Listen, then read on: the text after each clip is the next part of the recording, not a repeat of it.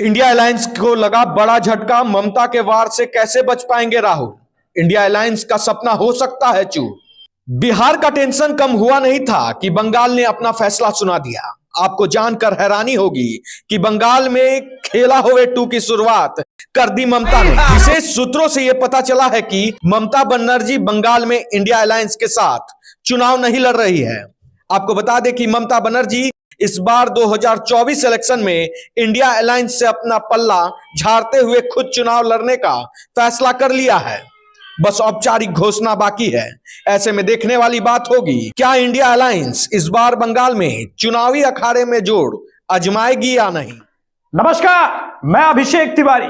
बात करेंगे बंगाल की। बंगाल में खेला होबे पार्ट 2 की शुरुआत हो चुकी है, लेकिन इस बार खेला होबे पार्ट 2 की शुरुआत ममता बनर्जी ने नहीं की है।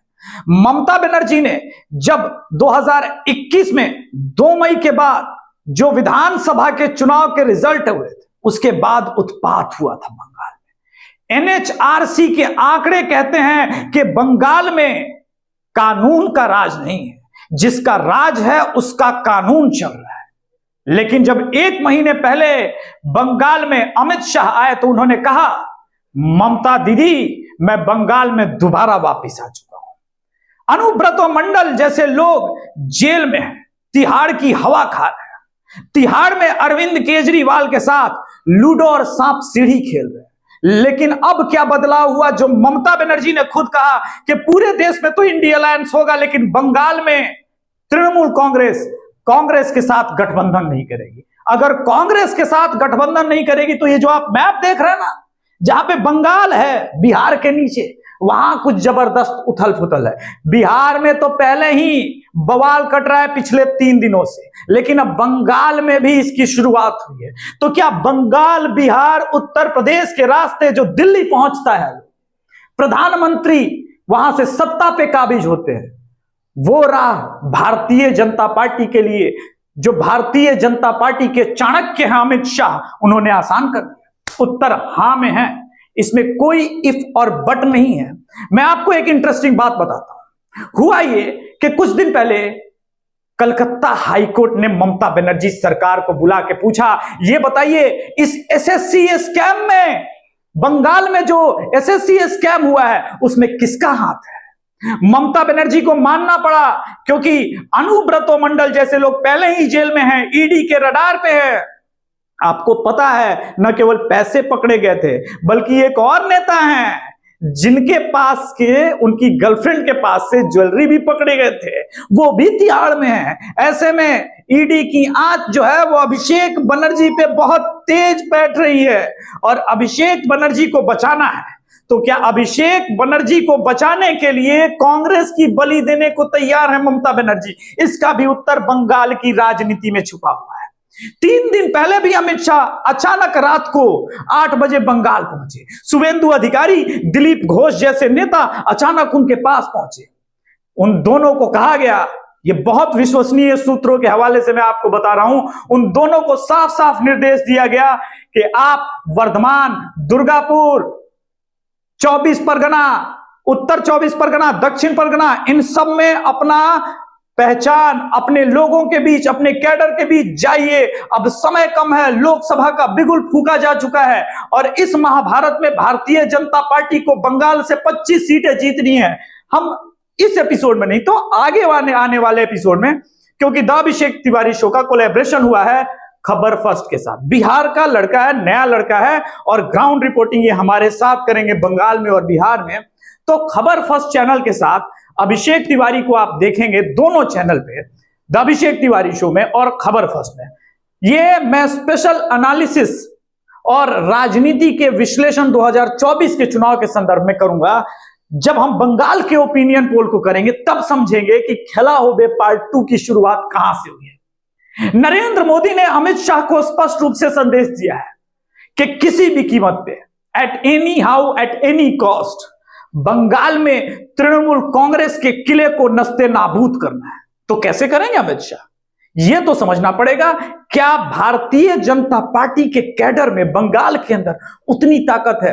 कहा जाता है राजवंशी समुदाय यानी दलित वोट जो पिछली बार भी 60% से ऊपर भारतीय जनता पार्टी को मिला था, चाइन मंडल, चाहे बीरभूम जाइए या झारग्राम, अचानक से आरएसएस का कैडर वहां पे एक्टिव हो गया है। अब अगर ये स्थिति बंगाल की बन रही है तो तृणमूल कांग्रेस के पास विकल्प तो होना चाहिए था, उसको तो अलायंस कर लेना था कांग्रेस से। तो ऐसा क्या है कि अलायंस नहीं हो रहा है? इसका भी उत्तर महत्वाकांक्षा के बीज में छुपा हुआ है। हर पार्टी की अपनी एक ही महत्वाकांक्षा है कि मेरा मुस्लिम वोटर कांग्रेस की तरफ ना शिफ्ट हो। हमने पहले ही देखा कि अधीर रंजन चौधरी बार बार कह रहे थे कि कुछ भी हो जाए कांग्रेस पार्टी अलायंस नहीं करेगी तृणमूल कांग्रेस के साथ। इसका उत्तर देता हूं, मात्र बंगाल में कांग्रेस पार्टी को ममता बनर्जी ने साफ कह दिया 2 सीट से अधिक नहीं दे सकते। अब आप जरा इस पूरे मैप को एक बार फिर से समझिए। और जो वर्तमान अलायंस है, बंगाल में 2 सीट पे कांग्रेस लड़ेगी, झारखंड में 1 या 2 ही सीट मिलना है क्योंकि सोरेन नहीं मानेंगे। बिहार में इतना बड़ा महागठबंधन है, इस महागठबंधन, ये जो बिहार का मैप है, यहां नीतीश कुमार, आरजेडी, लेफ्ट, और उसके बाद कुछ बचता है तो कांग्रेस। आते हैं उत्तर प्रदेश, यहां पे समाजवादी पार्टी कह रही कि मैं आपको 4 से अधिक सीटें नहीं दूंगा। तो ये जो दिल्ली की दूरी है, कांग्रेस कैसे 8 लोकसभा सीटों पे या 9 लोकसभा सीटों के सहारे तय करेगी? बहुत मुश्किल स्थिति में है इस वक्त इंडी अलायंस। इंडी अलायंस को अगर आपको फॉर्म करना था, मैं कुछ अच्छी बातें कांग्रेस अपने लोगों के लिए, कांग्रेस के लोगों के लिए कहना चाहता हूं। देखिए, किसी भी पार्टी को हराने के लिए आपके पास एक बहुत अच्छी चीज होनी चाहिए, वो प्रोडक्ट है। आप क्या प्रोडक्ट देंगे? अब जरा एक और चीज समझते हैं। बंगाल में ईडी की दस्तक है, करप्शन। झारखंड में ईडी की दस्तक है, करप्शन। बिहार में ईडी की दस्तक है, Tejashwi Yadav land for job scam में कब जेल चले जाएंगे पता नहीं, करप्शन। और समाजवादी पार्टी एंटी हिंदू छवि लिए हुए है। और तमिलनाडु में जब आप जाएंगे, इसके दक्षिणी छोर पे, और कर्नाटक में, ये दोनों जगह पे कांग्रेस अलायंस ही चल रहा है। यहां पे तो कर्नाटक में पूरी तरह से कांग्रेस सत्ता पे काबिज है, और तमिलनाडु में डीएमके के साथ। यहां पर भाषा विवाद चल रहा है। तो ये जो भारत जोड़ने की आप बात कर रहे थे, कैसे जोड़ेंगे? करप्शन के साथ जोड़ेंगे, हिंदी भाषियों पे अत्याचार करके जोड़ेंगे। सवाल ये है, बड़ा प्रश्न है कि आखिर कांग्रेस जो ये भारत जोड़ो यात्रा कर रही है, अब न्याय यात्रा कर रही है। तो न्याय यात्रा में आज उद्धव ठाकरे ने भी कह दिया, उनके प्रवक्ता हैं संजय राउत, जो कहते थे भाई मुख्यमंत्री तो शिवसेना का ही होगा। ये ठीक है, अच्छी बात है। अब कह रहे हैं कि भाई वहां तो 0 सीट पे महाराष्ट्र में है, महाराष्ट्र में हम 4 से अधिक सीटें नहीं दे सकते।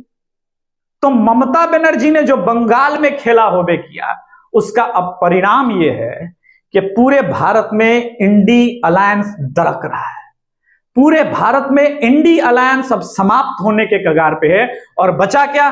वही पुराना 2009, 2004, 2014 का यूपीए पार्ट 2। ऐसे में ममता बनर्जी, नीतीश कुमार या अखिलेश यादव क्यों नहीं चाहते? ये प्रश्न तो आपके मन में उठेगा ना कि वो क्यों नहीं चाहते हैं कि अलायंस हो। अगर एक ट्रेंड देखें आप, इसके लिए आपको जाना पड़ेगा हिमाचल प्रदेश और उसके बाद कर्नाटक। जब नीतीश कुमार ने पटना में अलायंस की बात की और सबको बुलाया, तो कहा कि एक मेज पे बैठते हैं, सीट शेयरिंग करते हैं। फॉर्मूला कहां था? फॉर्मूला था कि डेमोक्रेसी बचाओ।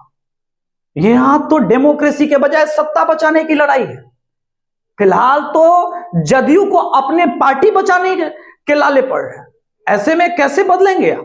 तो उसका उत्तर देता हूं। मुस्लिम वोट बैंक को समझते हैं। मुस्लिम वोट बैंक जिस प्रकार से हिमाचल में, कर्नाटक में या दिल्ली, जिसको आप कहते हैं ये दिल्ली वाला पोर्शन, वहां पे भी अगर आप देखेंगे निकाय चुनाव में मुस्लिम वोट बैंक तेजी के साथ कांग्रेस को शिफ्ट हुआ।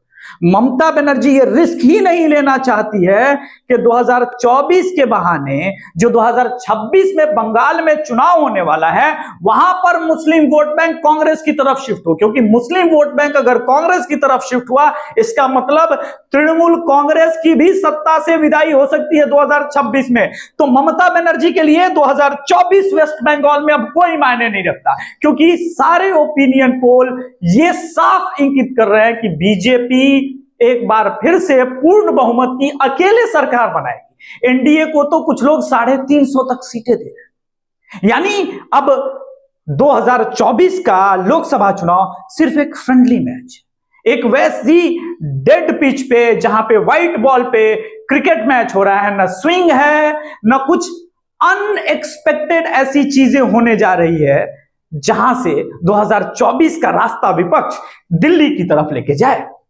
तो अब यह है कि भाई हम अपना अपना व्यक्तिगत किला जो विधानसभा के चुनाव है वो बचा लें। यानी 2024 के पहले जो ममता बनर्जी ने कहा कि हम अलायंस नहीं करेंगे, यही तो अमित शाह का मास्टर स्ट्रोक है। और इसी मास्टर स्ट्रोक से परेशान है राहुल गांधी और उनके आध्यात्मिक नए नए गुरु जो विदेश में रहते हैं, सैम पित्रोदा। उन्हें अब समझ में नहीं आ रहा है कि हम न्याय यात्रा करें तो क्या करेंगे। अंतिम छोर पे पहुंचते मणिपुर। इनके पास आसरा था कि मणिपुर से हम शुरू करेंगे न्याय यात्रा और बिहार होते हुए हम पूरे इस न्याय यात्रा को मार्च के अंत तक समाप्त करेंगे। आपको पता होना चाहिए कि मार्च में जब पीक टाइम होगा, सब सीट शेयरिंग हो चुकी होगी, तो उस वक्त आपकी न्याय यात्रा को कवरेज मिलेगा या नरेंद्र मोदी की रैलियों को, ये तो मैं जनता के ऊपर छोड़ता हूं और जनता समझेगी। उसके विवेक पे तय करेंगे कि 2024 के इस फ्रेंडली मैच में जहां पे अब तक सीट शेयरिंग नहीं हुई है और दो बहुत महत्वपूर्ण पार्टी उद्धव ठाकरे और ममता बनर्जी इस अलायंस से बाहर निकल रहे हैं। और आज जब ये वीडियो मैं कर रहा हूं तो नीतीश कुमार भी असमंजस की स्थिति में है। तो क्या अब हम एक थर्ड फ्रंट भी देखेंगे? थर्ड फ्रंट मतलब क्या? बंगाल में ममता बनर्जी अपने उसूल पे, अपने सिद्धांत पे चुनाव लड़ेगी, बिहार में नीतीश कुमार आते हैं, तेलंगाना केसीआर, और ये थर्ड फ्रंट उत्तर प्रदेश में मायावती, ये सब मिला के भी एक कोएलिशन फॉर्म करेंगे। पोस्ट पोल इलेक्शन जो भी संभावना है उसके बाद बनेगी, लेकिन संभावना तब बनेगा जब भारतीय जनता पार्टी 272 के नीचे आएगी। कम से कम आज के परिदृश्य में ऐसा होता हुआ नहीं दिख रहा है। इसीलिए मैंने कहा कि खेला होबे पार्ट 2 की शुरुआत हो चुकी है। धन्यवाद, जय श्री राम। मिलेंगे अगले एपिसोड में। हम कई मुद्दों पे आने वाले समय में जिक्र करेंगे और स्टेट बाय स्टेट एक एक एपिसोड ओपिनियन पोल का करेंगे। उत्तर प्रदेश का, बिहार का, बंगाल का अलग अलग करेंगे और आपको लेकर जाएंगे एक ऐसे सफर पे जहां पे आज तक न्यूज चैनल्स ये नहीं समझा रहे हैं कि भाई 324 सीटें या 300 सीटें किसी पार्टी की आ रही है तो क्यों आ रही है। हम उस विषय में बात करेंगे। धन्यवाद, जय श्री राम, नमस्कार।